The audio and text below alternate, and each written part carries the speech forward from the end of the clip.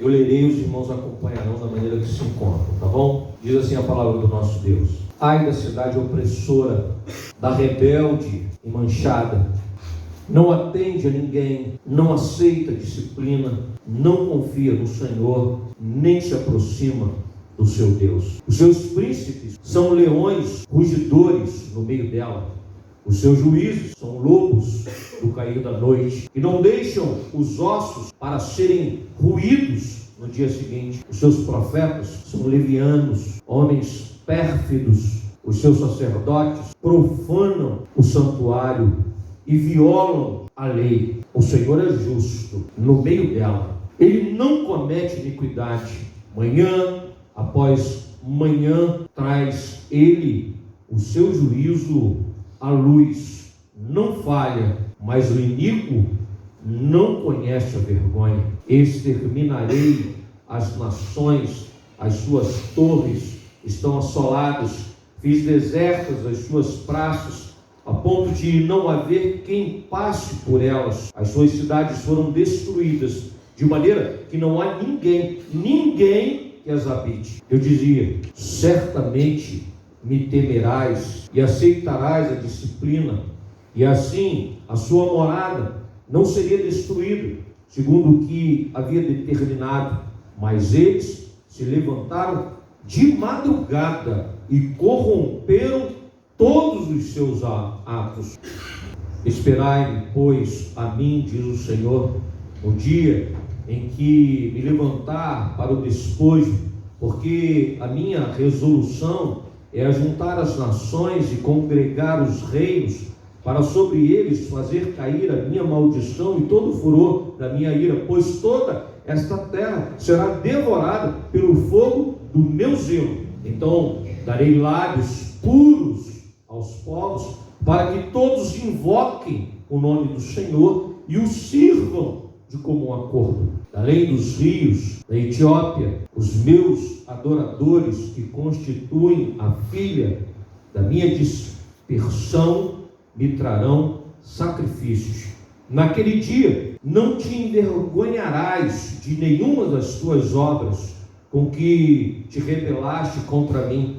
Então tirarei do meio de ti os que exultam na sua soberba, e tu nunca mais te ensoberbecerás no meu santo monte. Mas deixarei no meio de ti um povo modesto e humilde, que confia em o nome do Senhor. Os restantes de Israel não cometerão iniquidade, nem proferirão mentira, e na sua boca não se achará língua enganosa.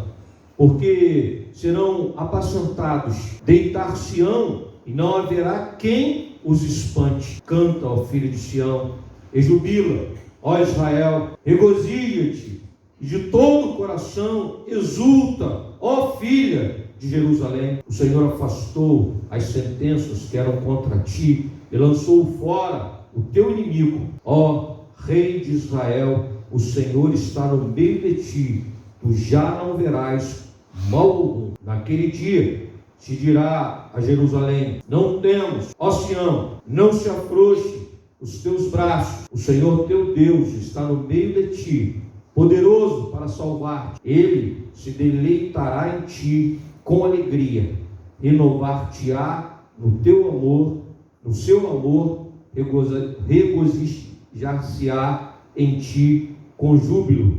Os que estão entristecidos por se acharem afastados das festas solenes, eu os congregarei, estes que são de ti e sobre os quais pesam opróbrios. Eis que naquele tempo procederei contra todos os que te afligem, salvarei os que cocheiam e recolherei os que foram expulsos, e farei deles um louvor e um nome em toda a terra em que sofreram ignomínia. Naquele tempo eu vos farei voltar e vos recolherei. Certamente farei de vós um nome e um louvor entre todos os povos da terra, quando eu vos mudar a sorte diante dos vossos olhos, diz o Senhor. Senhor nosso Deus, depois de nós lermos a Tua palavra, Senhor, nós te pedimos, a Deus, por iluminação, que o Teu Espírito Santo nos ilumine, a fim de que possamos compreender, Senhor, a Tua vontade, e que possamos sair daqui hoje abençoados e tratados por Ti. Que seja Tu mesmo falando, Senhor, agora, que tudo que for meramente humano, Senhor, não prevaleça, mas que seja apenas a Tua voz, Senhor, transmitindo o Teu querer aos nossos corações. É a oração que nós fazemos em nome de Jesus, em nome de Jesus. Amém, Senhor. Irmãos, essa profecia do profeta Sofonias, é uma profecia de um homem que vivia em meio a uma sociedade corrupta, totalmente corrompida na sua estrutura, sabe? Não é a corrupção dos indivíduos, mas os indivíduos estão corrompidos a partir dessa estrutura social. Uma estrutura que multiplica, que gera indivíduos que andam afastados da vontade de Deus. E aquilo que está fora dos preceitos estabelecidos pelo Senhor passa a ser a regra, passa a ser a norma, a maneira de agir, a maneira de fazer, a maneira de se conduzir. Inversões de valores. Quando todo mundo faz, mesmo que seja errado, parece certo. E para onde se corre, o que se encontra é essa cartilha que se ensina perversão, afastamento, iniquidade. Se nós observarmos aquilo que está acontecendo quando o profeta pronuncia essas palavras, nós vamos perceber que o tecido social está totalmente corrompido, corroído, desgastado, esgarçado. Ele anuncia corrupção e dureza espiritual que caracterizam toda a estrutura de Jerusalém. Seus líderes, juízes, profetas, sacerdotes, todos eles, exemplo de iniquidade. Se você corre para o juiz, ele julga movido por suborno. O desvalido e aquele que não tem como financeiramente bancar os custos, certamente se tornará vítima. Se ele corre para a classe política, para o rei, para aqueles que governam, certamente ele vai se deparar com gente da estatura de Amon, de gente da estatura de Manassés, de gente que tem o seu coração totalmente envolvido com idolatria, que ama aquilo que não procede de Deus. Que é idolatria? Idolatria é colocar em primeiro lugar tudo aquilo que não diz respeito ao que a palavra do Senhor nos ensina acerca de Deus, de quem Ele é. E como nós colocamos o nosso coração quando nós confiamos plenamente, cegamente, quando acreditamos de todo o nosso coração, seja no dinheiro, seja na fama, seja num personagem, se na política ele não vai encontrar escape, ele vai correr então para os líderes religiosos, os profetas e os sacerdotes. Mas esses também se corromperam. Deixaram de agradar a Deus para agradarem o seu próprio coração. Deixaram de fazer a vontade de Deus para buscarem satisfação pessoal. O profeta já não traz aquilo que é da parte de Deus. Mas quando ele fala daquilo que lhe é próprio, aquilo que é do seu próprio coração e dos seus interesses. O sacerdote, aquele que deveria levar para diante de Deus a oração, a petição, os rogos do povo, através do sacrifício. Ele agora vê na oferta um bem para manter a sua vida e satisfazer as suas próprias necessidades. E por isso, então, já não há mais o interesse de se ensinar como andar segundo a vontade de Deus.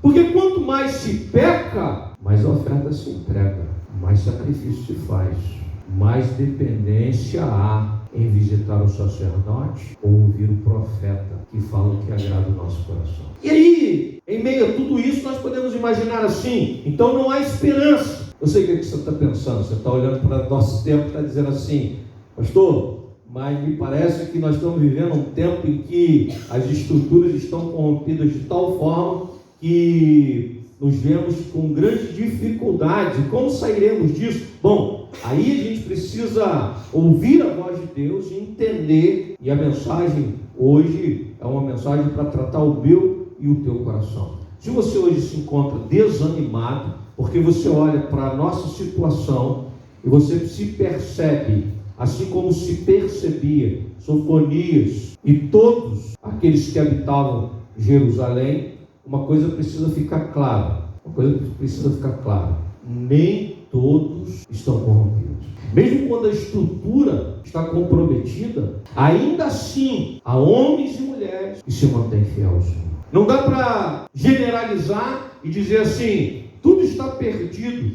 Não há ninguém que busque pela face de Deus. Ninguém que tenha um coração íntegro, que não se corrompa, porque a estrutura toda ensina, molda, guia, aponta. Mas há sempre aqueles que não se dão. Há sempre aqueles com os ouvidos sensíveis para ouvir a voz de Deus. Sofonias é prova disso. Um homem no meio de um povo, mas um homem da parte de Deus, um homem que ouve a voz de Deus, um profeta. Interessante que ele denuncia os profetas, mas ele é profeta. Ele aponta para o erro, para o engano, para o engodo, mas ele é levantado por Deus como um profeta. Certamente a mensagem não é a mesma. Certamente o vocabulário é diferente. O sotaque não é o sotaque carnal e terreno. Esse sotaque é o sotaque do céu, da parte de Deus. Quando ele fala é diferente. Porque quem ousará levantar a sua voz quando o que é dito não traz benefício algum? Quem ousará levantar a voz e se posicionar quando o resultado é perder o que se tem? Porque na realidade, esses que são levantados pelo Senhor e que estão no meio do povo, eu gostaria de dizer para os irmãos que esses não são absorvidos pelo sistema. Eles podem ser expelidos. Absorvidos não. Absorvidos os profetas. Loucos. Olha que figura. Do cair da noite, que ataca nas sombras e que rói até os ossos para não deixar nada para o dia seguinte. E figura, né? Os leões rugem, impõem medo. Vocês são presas, não serão nunca outra coisa. É isso que vocês são. E quando eles rugem de novo, eles reafirmam novamente que vocês não têm como resistir à nossa força. E os leões rugem todo dia. É lógico que poderemos ser expelidos. Para aqueles que não compõem o ditame do sistema, sempre houve ferramentas de opressão, ameaças como de desterro, de exílio, de morte, de tortura, de dor, de lágrima. Todos os apóstolos experimentaram isso por amor de Cristo. João Batista, aquele que vem do deserto, aquele que vem de fora do sistema, aquele que não come na mesa do sistema estabelecido, ele tem poder e tem autoridade para dizer, porque ele se alimenta do que Deus dá, que é o gafanhoto, que é o mel, e ele se veste daquilo que Deus compõe na sua condição, que é de pele de animais. Jesus vai dizer, vocês esperavam o quê? Que ele viesse vestido de linho puro? Que ele viesse com um uniforme estabelecido pelo status quo? Não, ele vem da parte de Deus, ele vem de fora, e aí quando ele vem de fora, o que ele fala é perigoso. Porque não está na cartilha, porque não se lê no molde, porque não aceita o leão, porque não se rende ao rugido dele, porque não acredita que será vítima fácil, presa de suas mandíbulas terríveis. E na cara do leão, ele pronuncia palavras que vêm da parte de Deus. Eu gostaria de dizer para os irmãos que esses que ouvem a voz de Deus, que fazem parte de uma sociedade que está corrompida, Deus falou através do profeta no seu tempo e fala conosco hoje. Deus trabalhou o coração do seu povo no passado e trabalha agora. Sabe como? Renovando o nosso ânimo e a nossa força. Porque nós somos aqueles que somos renovados por Deus, mesmo diante de grandes dificuldades. Porque é certo que nós nos desgastamos. É certo que João, desterrado para a ilha de Pátimo, serviços forçados, e foi mandado para lá, prisão perpétua. A sentença foi essa, era para morrer trabalhando. E eu gostaria de dizer para o irmão que não tinha direitos humanos naquela época. O cara vai para lá, ele vai trabalhar, ele vai quebrar pedra, ele vai abrir vala, ele vai fazer tudo aquilo que se ordena, até que se acabe toda a energia, mesmo que ele coma só pão e beba água. Ninguém se interessa pelos direitos dele. A hora que ele se desgastar ao ponto de não aguentar mais, morre, a gente bota outro no lugar. Outro assim que prega essas coisas que ele anda pregando, esse outro assim perigoso para o sistema, a gente manda para lá de novo. Outros estarão lá, por vários motivos, mas estarão lá. Foi mandado para lá, até que o decreto caiu e ele foi libertado por ação de Deus. Mas enquanto estava lá, irmãos, eu gostaria de dizer que a vida não foi fácil. Quando a gente fala assim, desterrado por uma ilha. João deve ter ficado assim na encosta, pintando um quadro, né, irmão? Pintava um quadro na encosta, olhando para o mar, no final da tarde. Era isso? Não, é trabalho. É trabalho desde que amanhece até anoitecer, é trabalho. Mas diz o texto que foi lá que Deus mostrou a ele a grande visão do Apocalipse. Lá, durante aqueles momentos tão difíceis e complicados, Deus continuou comunicando, Deus continua visitando, Deus continua dando a ele aquilo que olhos humanos não podem enxergar, a não ser pelo tratamento dispensado por Deus, pelo agir de Deus, pelo milagre de Deus, pela misericórdia de Deus, coisas que eu não poderia enxergar, coisas que eu não poderia ver, portanto não poderia dizer, portanto não poderia me posicionar, porque isso não é humano, isso é Deus nos visitando, isso é graça e misericórdia, é Deus fazendo Sofonias ouvir, é Deus fazendo João ver. Eu e você. Bartimeu gritou, filho de Davi, tem misericórdia de mim, porque era cego. Jesus disse, perguntou, o que queres que eu te faça? Quero ver. Chega de não ver, chega de não ter discernimento, chega de não enxergar a vida, chega de precisar que alguém me pegue pela mão e me leve para casa no final do dia. Chega, eu quero enxergar por conta própria, eu quero ver a partir do teu agir na minha vida, na minha história. E aí ele grita, tem misericórdia de mim. E aí o Senhor pergunta, ele não titubeou, ele não quer mais uma esmola. Esmola ele recebia, esmola ele tinha, ele vivia da esmola. Mas diz o texto que assim que o Senhor então respondeu e a multidão se voltou para ele, que tentava calar a sua voz, é isso que a multidão faz, tenta calar a voz de quem ousa se voltar para Deus. Eu gostaria de dizer para os irmãos que na mesma hora ele joga a capa fora, porque a capa era símbolo daquele que precisava de uma ajuda, de uma esmola, daquele que estava estabelecido naquela condição, naquela situação, porque quando ele joga a capa fora ele ainda é cego. Mas se Jesus parou tudo para prestar atenção naquilo que eu tenho para dizer, eu não preciso mais de capa, eu preciso daquilo que sai da boca de Deus, não aquilo que estabeleceram, não aquilo que me deram, não aquilo que me entregaram, mas aquilo que o Senhor tem para mim. Esse é Sofonias, o Senhor esconde. Quando a gente acha que não tem mais ninguém, tem. Quando a gente acha que não tem mais jeito, claro que tem. Quando a gente acha que não há mais esperança, lógico que há. Eu gostaria de dizer para os irmãos que Sofonias é aquele que profetiza no período do reinado de Josias. Alguns estudiosos vão dizer que essa profecia certamente, essa profecia precede a grande reforma religiosa promovida pelo rei. Essa palavra, que é uma palavra de alguém que não está no sistema, que parece que vai ser abafada, parece que não vai ter eco, parece que não vai chegar, parece que não vai encontrar o seu caminho. Essa palavra é a palavra de Deus, e não há ninguém que possa impedir essa palavra. Ela sempre vai atingir o seu objetivo, ela sempre vai alcançar o seu objetivo. Ninguém podia imaginar Manassés, o avô terrível, Amon, o pai, obstinado, o erro, a falha, Josias. O que pode dar dinheiro? O que isso pode gerar? A continuação, o tudo de novo, o mais uma vez. Já tinha acontecido. Se alguém esperava que um filho de Manassés pudesse dar certo, já não deu. Agora a gente já tem experiência de que não dá. Mas aí tem um homem de Deus que se levanta e profetiza. E aí diz o texto que esse, o neto, que tinha um histórico, que alguém poderia dizer que estava determinado pelo DNA. É alguém que ouve a voz de Deus, se coloca à disposição do Senhor. Abra a tua Bíblia em casa e leia lá, segundo livro dos Reis, capítulo 22, e você vai ver o início da reforma religiosa promovida por Josias. Ele começa o quê? Ele começa no templo, ele começa reformando o templo, e diz o texto que ele manda o sumo sacerdote Ilquias, e Ilquias chega no templo, encontra o livro da lei que estava perdido. Diz ele que estava perdido. Ele diz assim, o livro estava perdido. Vocês vejam, a corrupção que campeava, aqui denunciado por Sofonias, ela tinha como resultado o afastamento das leis de Deus. Todas as vezes que a gente deixa a palavra de Deus para confiar em qualquer outra coisa, a gente sofre, a gente passa por dificuldade. A igreja avança por um terreno pantanoso, insalubre.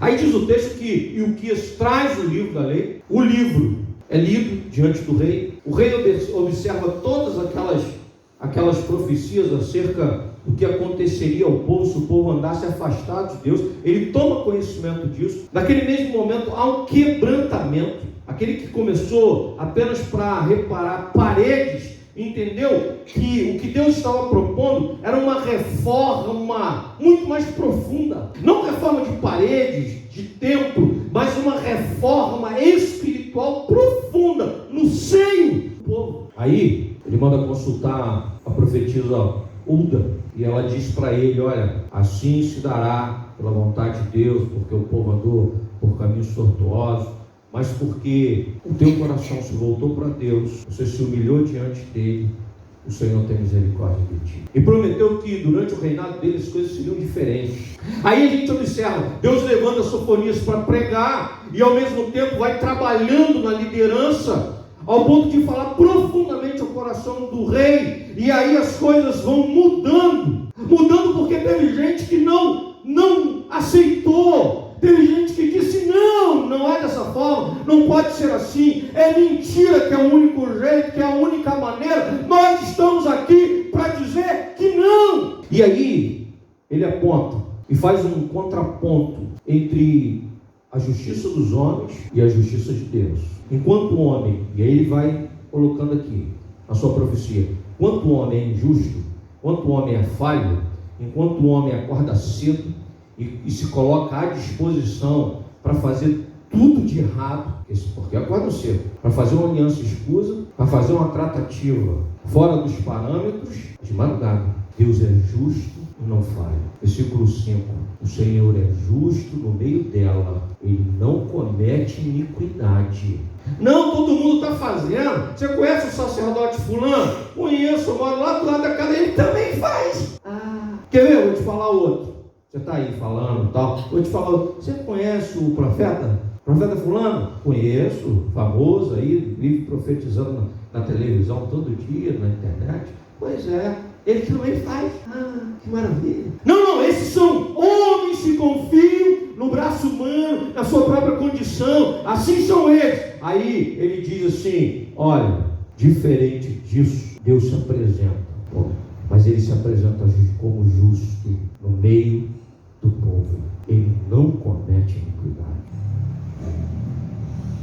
Manhã após manhã traz ele o seu juízo à luz. Não falha, mas o iníquo não conhece vergonha. Eles erram não porque o Senhor falha. Eles erram não porque o Senhor não se pronuncia. Eles erram porque não tem vergonha de errar. Mas o que deve trazer ânimo e deve renovar as minhas forças a partir do agir de Deus é que eu sei que mesmo no meio dela, como ele sabia lá de Jerusalém, totalmente corrompida, mesmo no meio da nossa sociedade hoje corrompida, nós temos um Deus justo que não falha e está agindo no meio dela. Amém? Deus está agindo agora. Deus age nesse momento. Ele traz sempre a luz sua palavra. E ele faz de novo agora. E ele está fazendo nesse exato momento, lançando luz sobre a minha vida e a tua através da sua palavra. Nós vivemos em trevas à nossa volta, mas a luz de Deus nos dá discernimento, porque ela se renova sobre as nossas vidas, porque Deus nunca deixa de se manifestar aos seus. Deus tem se manifestado a nós, amém?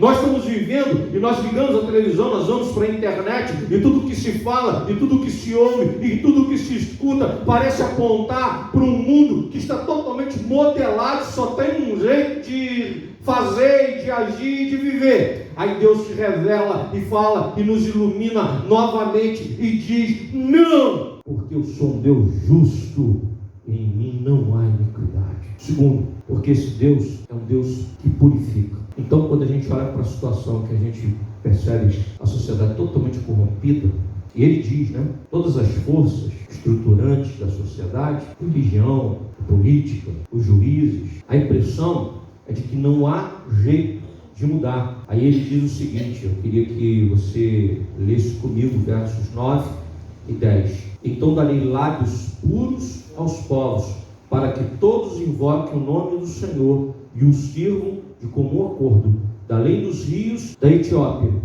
os meus adoradores, que constituem a filha da minha dispersão, me trarão sacrifício. O Senhor é aquele que muda a sorte, porque Ele purifica. Ele purifica aquilo que está totalmente contaminado, aquilo que parece que está totalmente corrompido. A partir do toque, a partir da palavra, a partir da profecia, a partir da Bíblia aberta, a partir do sermão do púlpito, a partir da palavra comprometida com Deus, aí há restauração, aí purificação, mesmo que haja um envolvimento com o pecado, mesmo que se faça parte da estrutura, quando Deus fala e quando Deus toca, mesmo que a lepra esteja consumindo a carne, Ele toca para além da lepra. Ele alcança para além da carne, Ele purifica a alma. Por isso, renove o teu ânimo, a tua força. Os leões estão rugindo e dizendo que não há jeito, não há forma, não há maneira. Deus está dizendo: eu sou aquele que quando toco, mesmo que a lepra esteja consumindo, aquele que é tocado é purificado. Mesmo que ele seja da família de Manassés, mesmo que ele seja filho de Amon, tocado pela palavra de Deus, ele se transforma num rei justo, piedoso, capaz de mudar a sorte do povo. Novo, sim, talvez inexperiente segundo o padrão humano, mas bem firmado na palavra de Deus, se transforma num modelo de liderança que é capaz de mudar a sorte das pessoas que estão ali. Mas, porque ele não confia no seu próprio trono, ele confia em Deus. Em terceiro lugar, eu gostaria de dizer que ele renova as nossas forças, mesmo em meio a situações tão difíceis como a que a gente está vivendo, como viveu, né? Sofonias. Eu gostaria de dizer que ele nos traz alegria. Sim, ele nos traz alegria. Quando a gente lê a palavra do Senhor, lá no verso 12 até o verso 14, a gente percebe que a nossa vida não será vida de choro ad eterno. Não. Veja, mas deixarei no meio de ti um povo modesto e humilde, que confia em o nome do Senhor. Os restantes de Israel não cometerão iniquidade, nem proferirão mentira, e na sua boca não se achará língua enganosa, porque serão apacentados, deitar-se-ão, e não haverá quem os espante. Canta, ó filho de Sião, rejubila, ó Israel, regozija-te de todo o coração, exulta, ó filha de Jerusalém. Há motivo de alegria para a minha vida e para a tua. Sabe por quê? Porque essa profecia era uma profecia que dizia respeito à realidade daquele tempo, mas que apontava para uma realidade para além daquele momento histórico. Esse motivo de alegria é o Salvador, aquele que viria para mudar a sorte da humanidade de forma definitiva. O único que pode tocar e curar, o único que, em meio a grande choro e desespero, é motivo de alegria. Jesus Cristo, Senhor e Salvador nosso. Romanos capítulo 8, verso 1. Agora, pois, já nenhuma condenação há para os que estão em Cristo Jesus. Nenhuma condenação há para aqueles que estão em Cristo Jesus. Não estão manchados, não estão sujos. Não, aquela veste suja, aquela veste que a gente trazia do caminho, aquilo tudo foi tirado. Na parábola do filho pródigo, lá proposta por Cristo em Lucas capítulo 15, uma das 3 parábolas que Jesus propõe naquele texto, ele diz que o filho pródigo gastou todo o dinheiro, todos os recursos, todos os seus esforços naquilo que era pecado. E isso manteve ele longe de casa, isso manteve ele longe do Pai. Mas diz o texto que quando ele cai em si e se percebe miserável, depois de ter negociado o próprio anel que identificava ele como filho da sua casa, quando ele achou que por isso ele já não tinha mais a identidade, ele resolve: vou voltar para casa, porque na casa de meu pai há justiça. Até os operários, os trabalhadores, os jornaleiros, que isso significa jornaleiro, né? Eles trabalham por jornada, até esses são tratados com justiça lá em casa. Na casa do meu pai. Não é lá em casa mais, é na casa do meu pai.